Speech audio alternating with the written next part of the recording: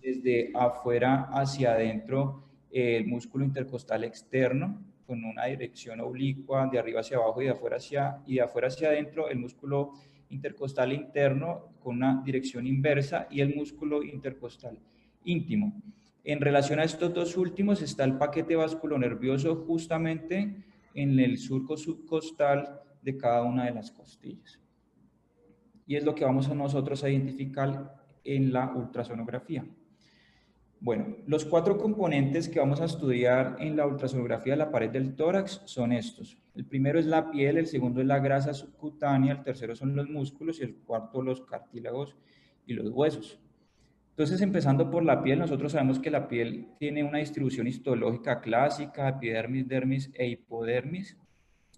Ultrasonográficamente va a conformar una capa delgada que se aproxima entre 1 a 3 milímetros, que es de naturaleza hiperecogénica y que su evaluación a través de transductores convencionales suele ser muy difícil. De hecho, digamos, diferenciarla en el contexto de urgencias, pues no tiene mucha utilidad y tampoco es muy fácil. Para poder diferenciarla requeriríamos transductores de alta frecuencia, entre 20 a 45 MHz, que en nuestro servicio no están disponibles y tampoco tiene una importancia clínica para nosotros.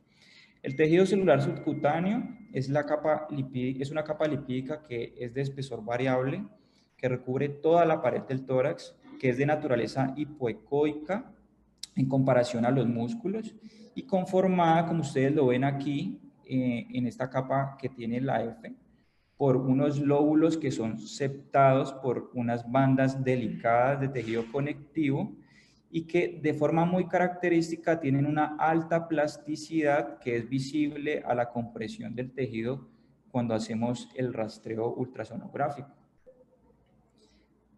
Por el contrario, el músculo, que corresponde a la tercera capa de la pared torácica, incluye un complejo set de digamos, imágenes hipoecoicas entrelazadas con imágenes hiperecoicas que son paralelas entre sí y de forma característica en el tórax su apariencia ultrasonográfica no difiere de otras regiones en las que podemos identificarlos.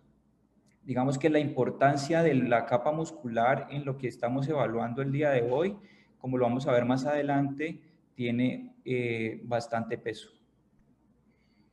Finalmente, lo que tiene que ver con la parte ósea y cartilaginosa, empezando por las costillas y los cartílagos costales, podemos decir que de forma inicial las porciones óseas de las costillas van a ser solo visibles en su aspecto anterior, dado que el hueso es compacto y atenúa la propagación de la ultrasonografía. Entonces, como vemos en nuestra primera imagen, vemos una línea hiperecogénica única y por debajo de ella la diferenciación de las estructuras pues va a ser muy difícil por lo que les acabo yo de mencionar.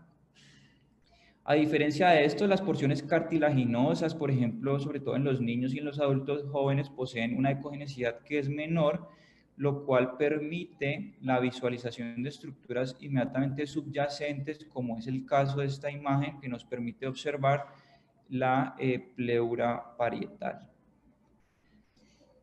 Pasamos al esternón. Sabemos que el esternón es un hueso plano compuesto por un maniubro, el cuerpo y un proceso sifoideo, que de forma característica en la ultrasonografía podemos observar el manubrio con una superficie convexa anterior, luego una articulación manubroesternal que conforma un área angulada y luego la porción del cuerpo que tiene una leve concavidad en su longitud. Nosotros también podemos hacer una visualización en un eje transverso, donde en este punto en el que estamos, digamos, ubicados sobre el cuerpo, podríamos llegar a diferenciar la vertiente anterior del esternón y relacionándose inmediatamente por cada una de las costillas en ambos lados. Ahora, la primera pregunta de la charla para los R1. La inervación de la reja costal se subdivide de forma anatómica en un tercio anterior y 2 tercios posteriores. ¿Será esto falso o verdadero? Julián dice falso. ¿Y podría justificar su respuesta? Ok, muy bien. Como lo dice Julián, recordemos que esta distribución va a ser todo lo contrario, un tercio posterior y dos tercios anteriores, lo que va a tener una repercusión en la práctica clínica, como lo vamos a ver más adelante. Ahora empecemos a ver lo que es la parte de la ultrasonografía patológica en la pared del tórax. Lo primero que vamos a mencionar son la observación de hematomas. Sabemos que las condiciones postraumáticas en la pared del tórax pues son frecuentes y el trauma cerrado de tórax puede fácilmente terminar en fracturas costales que pueden representar hasta el 50% de todas las injurias en el tórax y suelen ser fácilmente identificadas con la ultrasonografía, como lo vamos a ver más adelante. Sin embargo, en ciertas ocasiones, específicamente cuando sospechamos fracturas y que no son fácilmente visibles, el hecho de tener un hematoma asociado nos puede ayudar a identificar fracturas ocultas, ya sea en el lugar donde ocurrió la lesión de forma directa o en sitios alejados del sitio específico del trauma que podríamos llegar a utilizar para un diagnóstico diferencial. El hematoma ocurre generalmente en el contorno anterior de la costilla que ya habíamos mencionado y puede clásicamente reflejar de esta manera una fractura oculta. Sin embargo, existen otros hematomas en la pared del tórax que pudiésemos llegar a tener nosotros y no representar claramente o clásicamente una fractura costal. Por ejemplo, hematomas asociados a complicaciones de procedimientos quirúrgicos como las toracostomías o las excisiones o las biopsias, que de forma clásica tienen una distribución subcutánea superior a los músculos y a la pared del tórax, ¿sí? O hematomas que se producen, como en la imagen B, asociados a contusiones sin fracturas y que clásicamente van a estar ubicados en los espacios intercostales, diferenciándose muy bien de la pleura y alejados del contorno anterior de las costillas, lo cual podríamos pues, definir que no se encontraría asociado a una fractura oculta. Pasemos a las fracturas costales. Bueno, las fracturas costales representan la injuria más frecuente después de un trauma de tórax cerrado, aproximadamente un 25%. Usualmente pueden ser vistas en radiografía y es lo que clásicamente nosotros tratamos de hacer en el servicio de urgencia. Sin embargo, la ultrasonografía ha revelado la gran limitación que tiene la radiografía de tórax para detectar las fracturas costales.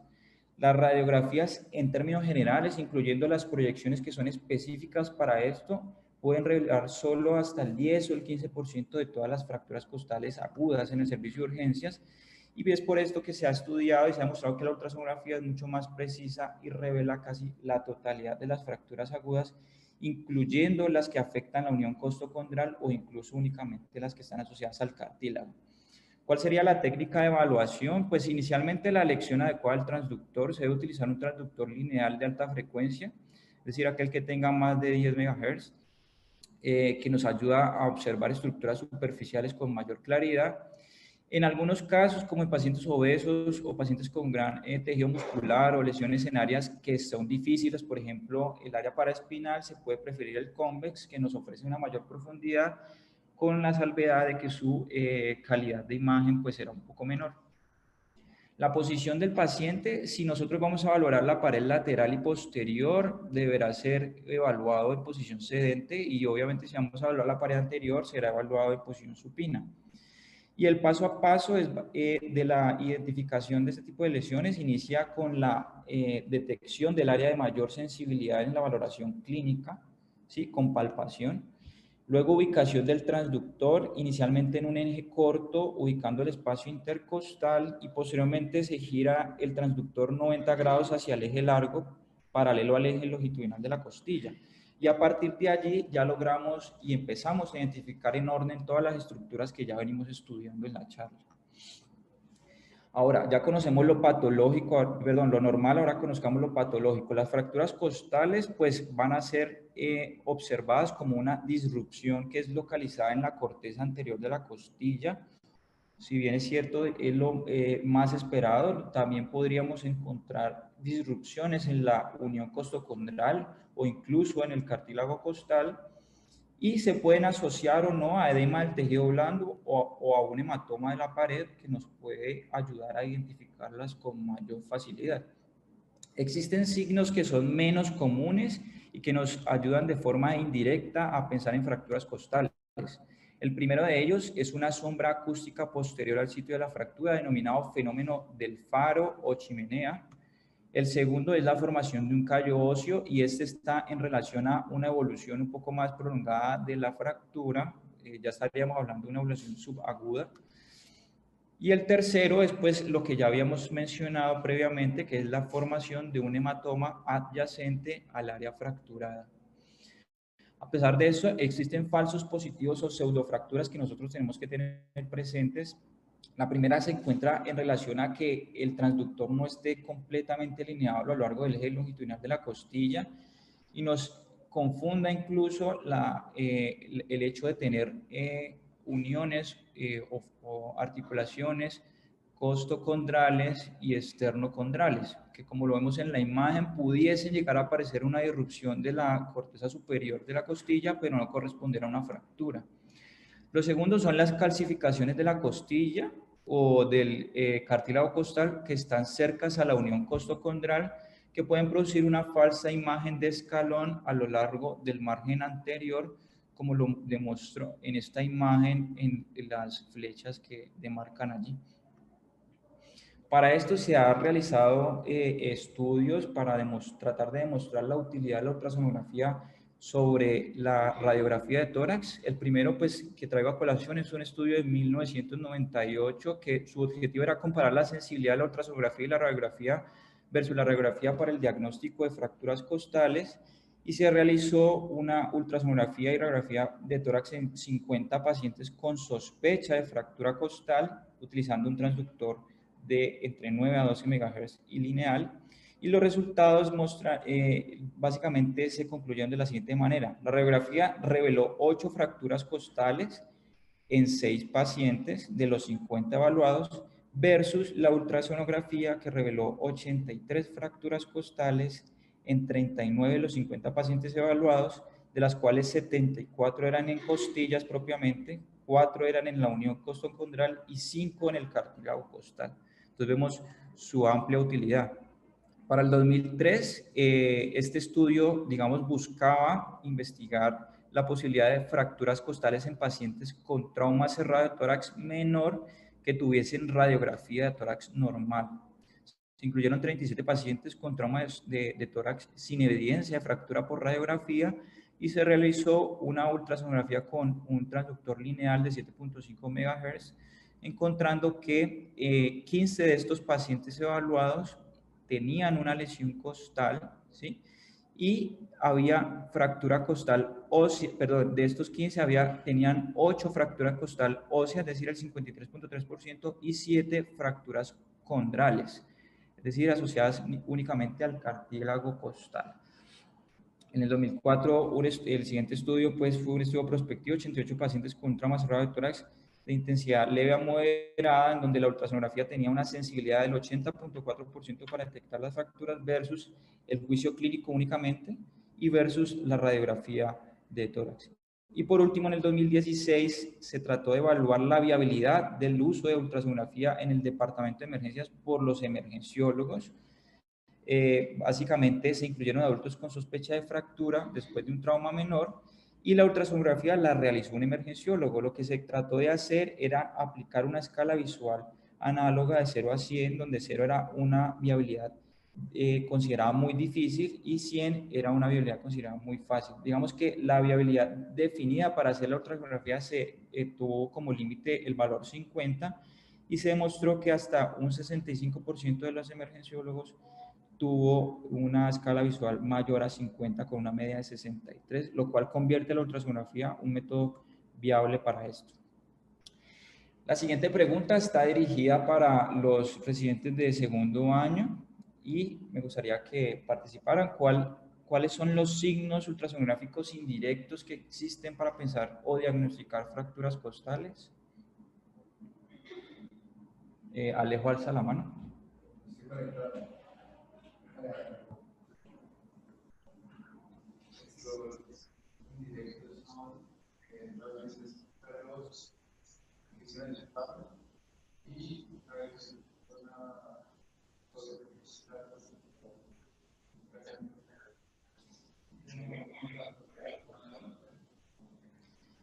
Bueno, muy bien, estuvo muy cerca. Fueron dos de los signos estuvieron correctos, pero el tercero sí corresponde al hematoma adyacente a la fractura. Pasemos a las fracturas externales. Las fracturas externales ocurren hasta el 10% de los pacientes que sufren un accidente de tránsito, generalmente asociadas a lesiones por el cinturón de seguridad y el volante. Y de forma aislada, una fractura external rara vez se encuentra relacionada a complicaciones como injurias cardíacas hasta el 8%, injurias aórticas hasta el 4%. Existen algunas otras complicaciones asociadas como las contusiones pulmonares, las contusiones miocárdicas, la laceración o efusión pericárdica y el embolismo de médula ósea, que son muy raros. En cerca de la mitad de los casos de fracturas externales van a estar asociadas a fracturas costales, es un dato que tenemos que tener en cuenta. Y las fracturas externales se pueden llegar a observar por radiografías laterales de tórax que característicamente van a estar tomadas con mayor penetrancia. Sin embargo, en trauma va a ser una técnica muy difícil. Por esto, la evidencia actual, como lo vamos a mostrar ahora, demuestra que la ultrasonografía puede ser al menos tan sensible como la radiografía o incluso hasta 2 veces más en algunas series. La técnica para realizar la evaluación de fracturas externales, vamos a utilizar un transductor lineal de alta frecuencia, como lo mencionamos ahora, con el paciente en decúbito. Se va a alinear la sonda de forma longitudinal sobre el esternón, se va a ajustar la ganancia y la profundidad para lograr ver todo el aspecto anterior de la cortical, ¿sí?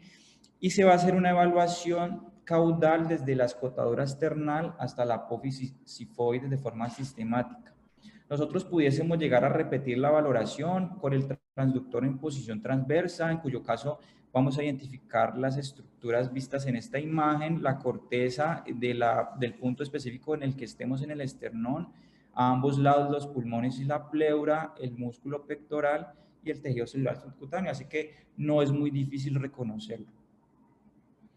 Ahora, las fracturas del esternón casi siempre discurren en posición transversa o en posición oblicua. Muy rara vez van a haber fracturas en una distribución longitudinal. Así que la valoración o la ubicación, perdón, de la sonda ultrasonográfica debe ser siempre en este eje, en el eje longitudinal. El diagnóstico, la forma de diagnosticarla va a ser básicamente si se demuestra una discontinuidad de la corteza anterior, como lo vemos en esta imagen, ¿sí? E incluso pudiésemos llegar a ver un escalón muy evidente, como lo vemos en esta segunda imagen, con un movimiento paradójico. En este caso, si tenemos esto presente, nos haría pensar en una fractura que fuese grado 3 o grado 4, que involucraría ambas cortezas y tienen un mayor riesgo de complicaciones asociadas, como las que mencioné anteriormente. Hay que considerar varias cosas sobre esto. Lo primero es que el esternón tiene puntos de osificación. El esternón tiene puntos de osificación que, dependiendo de la edad del paciente, pueden que no se hayan resuelto completamente. Y digamos que su osificación es temporalmente muy variable, pero tenemos que tenerla en cuenta, ¿sí? Tiene tiempos de osificación distinto, como lo menciono, y digamos que algunos de ellos pueden ir incluso hasta los 25 años, como es lo que demuestro yo en esta imagen, y algunos pueden ser básicamente osificados de forma tan rápida como cuando el paciente llega a su pubertad. Sin embargo, incluso después de la osificación, no es infrecuente que nosotros observemos las denominadas crestas externales a nivel del tercero, cuarto o quinta faceta articular y ser confundidas como disrupciones en la cortical anterior del esternón y considerarse como fracturas de forma falsa.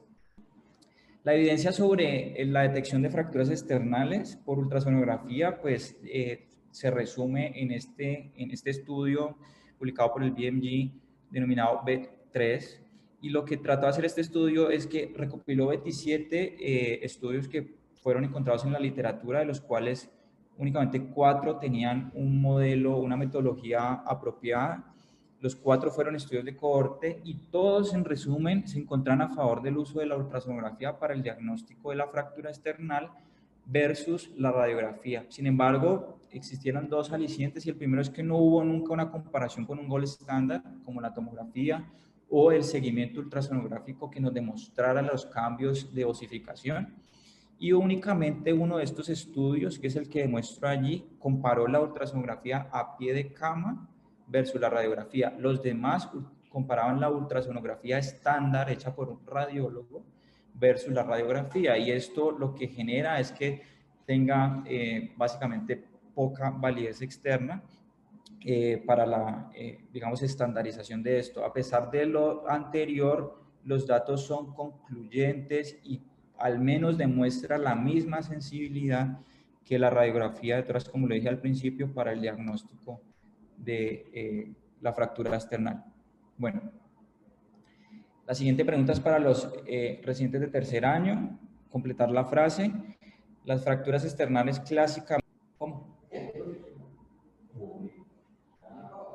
Ok, entonces clásicamente se discurren en posición transversa u oblicua, no longitudinal. No longitudinal. Longitudinal a lo largo del eje del esternón, y eso es lo que no ocurre. Ok, sigamos. Ahora vamos a ver la utilidad de todo lo aprendido desde el punto de vista de intervención. Entonces, para hablar de esto, digamos que el punto en el que nosotros podemos impactar es la analgesia. A manera de introducción, ya sabemos que las fracturas costales ocurren muy frecuentemente en el contexto de trauma y están asociadas a una alta morbilidad, a discapacidad a largo plazo, incluso a mortalidad, y varios factores se encuentran incluidos en este patrón de riesgo. Lo primero es el número de costillas fracturadas. Lo segundo son las comorbilidades preexistentes del paciente. Lo tercero es la edad avanzada. Y lo cuarto es el nivel del dolor asociado, que si vemos nosotros de los 4 mencionados, es el único que es significativamente modificable por el actuar del personal médico. Así que es en el que nosotros tenemos que tratar de impactar. La analgesia sistémica usualmente puede ser suficiente en personas jóvenes, en personas que tengan un menor número de fracturas, en personas que tengan fracturas que no sean desplazadas y sin un segmento inestable.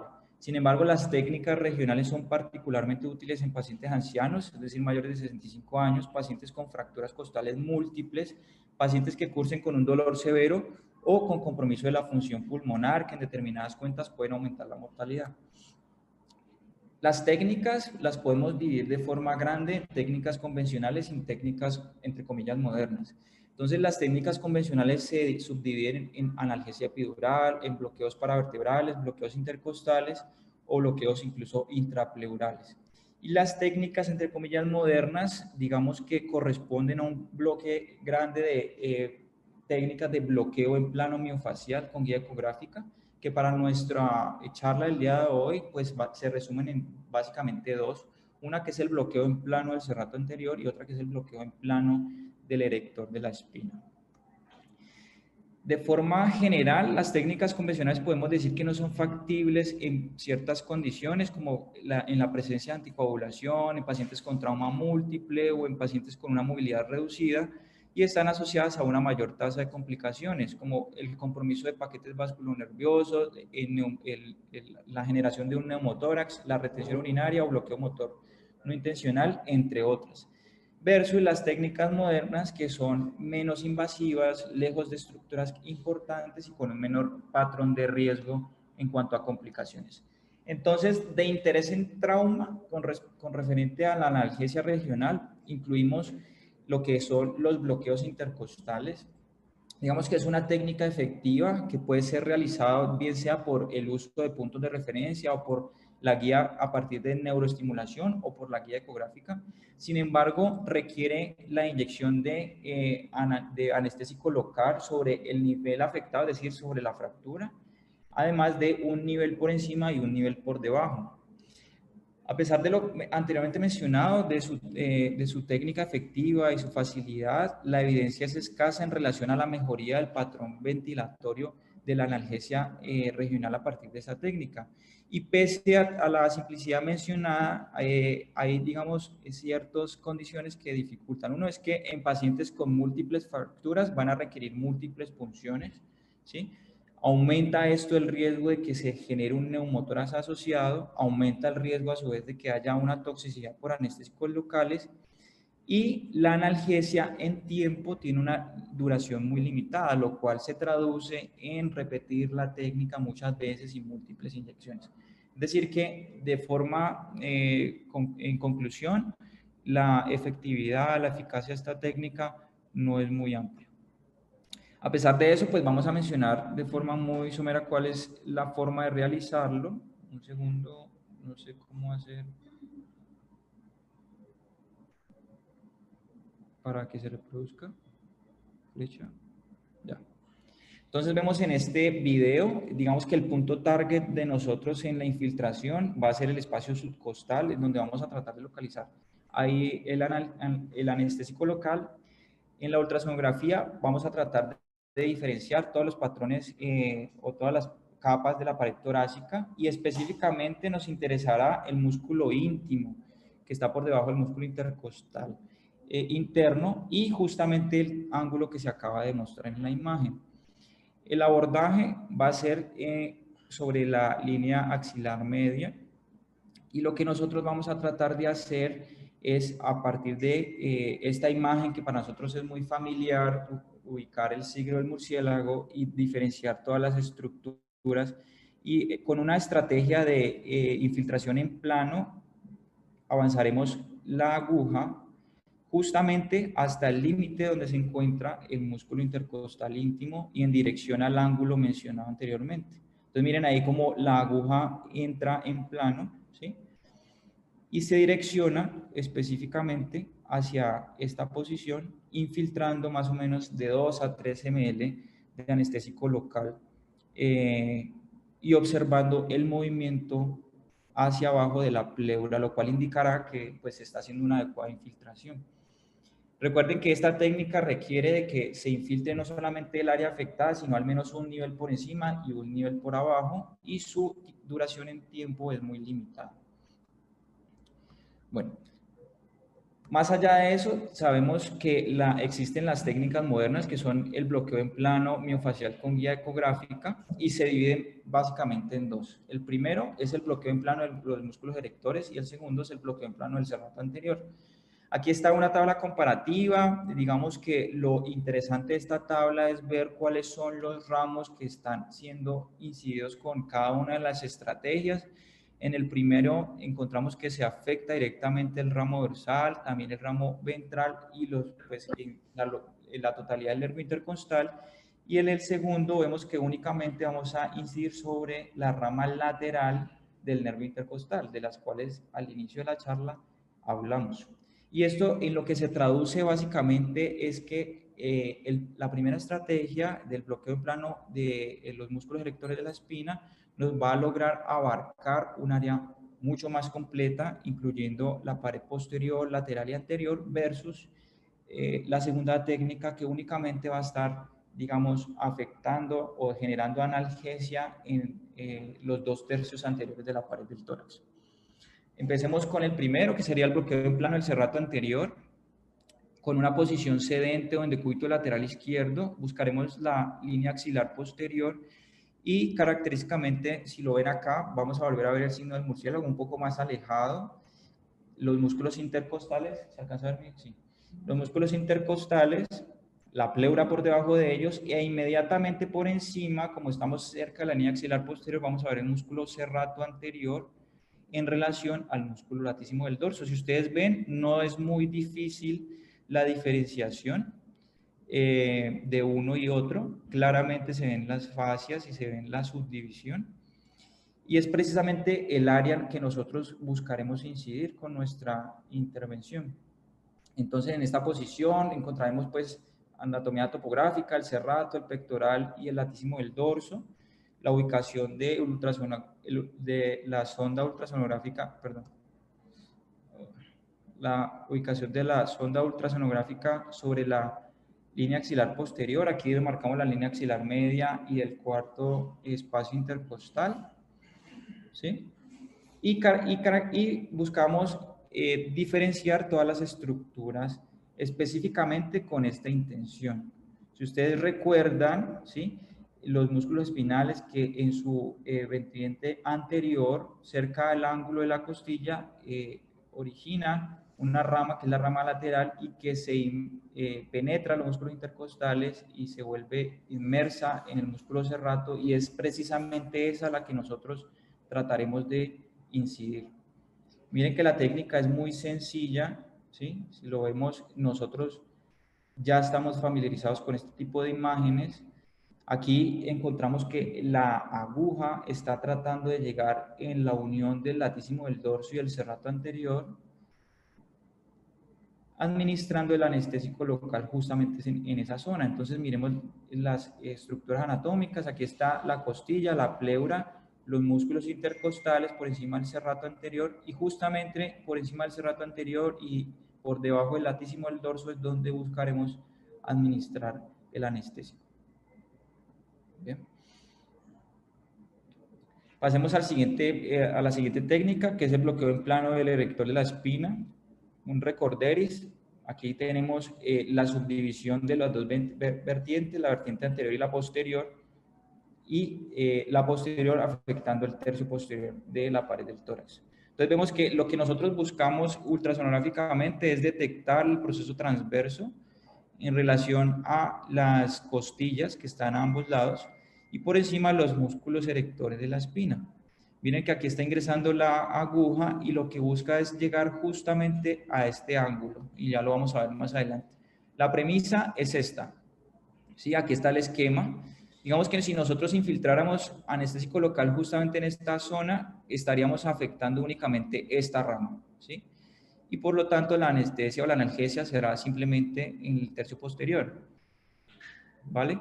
Pero si nosotros logramos infiltrar la totalidad del ángulo, justamente donde sale el nervio espinal, estaríamos afectando esta rama y estaríamos afectando esta rama. Y de esta manera bloqueando la transmisión nerviosa de toda la pared torácica. Y es lo que busca esta técnica. Entonces, lo que se dice es que con 30 centímetros aproximadamente sobre niveles torácicos y infiltrando un único nivel, podríamos llegar a afectar hasta 8 niveles adyacentes al nivel en el que estamos incidiendo, y a nivel lumbar más o menos 4 niveles. Y nosotros podríamos decir que para lo que nos compete actualmente, el nivel de elección, como lo muestra esta imagen, para poder bloquear toda esta parte del tórax sería la vértebra dorsal 5, ¿sí? Sería como el punto a buscar.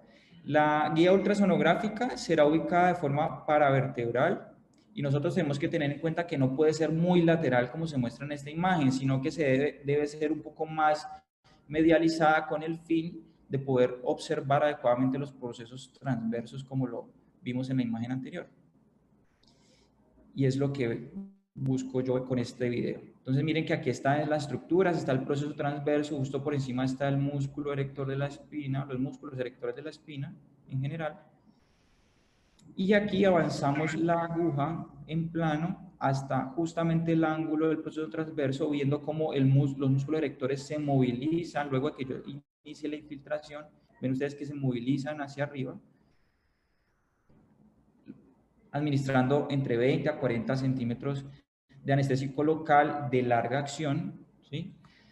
Y de esta manera llegando a bloquear el área requerida. Entonces, a manera de conclusión, la ultrasonografía se ratifica cada vez como una herramienta diagnóstica de importancia en los departamentos de emergencia. La ultrasonografía a pie de cama tiene mayor efectividad que la radiografía para identificar lesiones musculoesqueléticas en contexto de trauma en la pared del tórax. Y la implementación de estos conocimientos de la ultrasonografía de pared del tórax servirá para la adopción de estrategias de intervención que impactarán positivamente en los desenlaces, específicamente en la morbilidad y la mortalidad de estos pacientes. Esas fueron las referencias utilizadas, y para terminar, la última pregunta va dirigida para los R4. Si yo tengo un paciente con una fractura en el tercio posterior de la pared del tórax, ¿cuál es el nombre de la técnica analgésica regional de elección y pudiesen describirla? Bueno, no podría ser variable.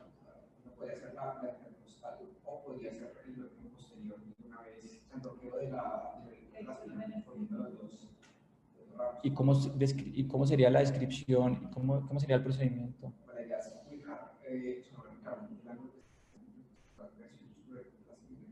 y que la goma llegue hasta esa posición y filtrar pues hasta que pase buscando digamos el movimiento hacia afuera, hacia posterior del músculo de la espina y así Eso, muy bien, estuvo muy bien descrito. Muchas gracias, Jairito. Bueno, eso era lo que yo traía el día de hoy. Agradezco la atención. No sé si el profe González quiere hacer algún comentario. No, David, digamos varias cosas. Lo primero es que nosotros en nuestro hospital estamos muy sensibilizados con el tema del trauma penetrante y la ultrasonografía en este contexto en el tórax. Es decir, yo creo que el equipo de nosotros es, digamos, tiene una habilidad muy grande para el diagnóstico de hemo y de neumotórax en el contexto de trauma penetrante. Pero nosotros no hemos incursionado bien en el trauma cerrado y particularmente en el trauma cerrado de la pared torácica. Y a mí me parece que da lugar esta charla para comenzar un proceso de formación básica que yo diría es responder dos preguntas: ¿hay o no fractura de las costillas y hay o no fractura del esternón? Y una tercera cosa que creo que es importantísima son los bloqueos. Y el último bloqueo que estás proponiendo es un bloqueo que es supremamente interesante. No sé si ustedes han tenido posibilidad de ver cómo lo colocan los anestesiólogos. A mí me parece que de pronto es un atrevimiento, que es bastante fácil hacerlo y que debe ser una herramienta que nosotros tenemos que tener en los servicios de urgencias, particularmente para el acompañamiento de los pacientes con trauma cerrado. Tenemos que avanzar hacia allá y yo lo que le propongo, David, es que elaboremos entre los dos un pequeño taller que podemos dar más o menos en unos 2 meses y medio para el grupo de residentes para abordar el tema del trauma de la reja costal, sobre todo para sensibilizarnos inicialmente con lo normal y luego comenzar con lo patológico. Pero el llamado ahora es que cada vez que ingrese un paciente con trauma cerrado y sospechemos fractura de reja costal o de esternón, hagamos el ejercicio. A mí me parece que, digamos, la curva se puede ganar, es supremamente rápido y tenemos que avanzar ahí y sobre todo tenemos que avanzar en esa analgesia, que es una analgesia supremamente buena. Es que recuerden ustedes que en los pacientes con trauma de reja costal, la terapia respiratoria y la analgesia van de la mano. Si uno no hace una buena analgesia, el paciente no tiene una buena terapia respiratoria y luego viene las atelectasias, las neumonías, los hemotoras residuales, el empiema y todas las complicaciones asociadas. De manera, David, que digamos, en esto no tenemos mucha experiencia, pero vamos a ir ganando experiencia y tenemos que entre los dos tratar de, digamos, consolidar ese taller para invitar a todos los residentes. Muy buen, profe. Muchas gracias. Sí, señor. Así será.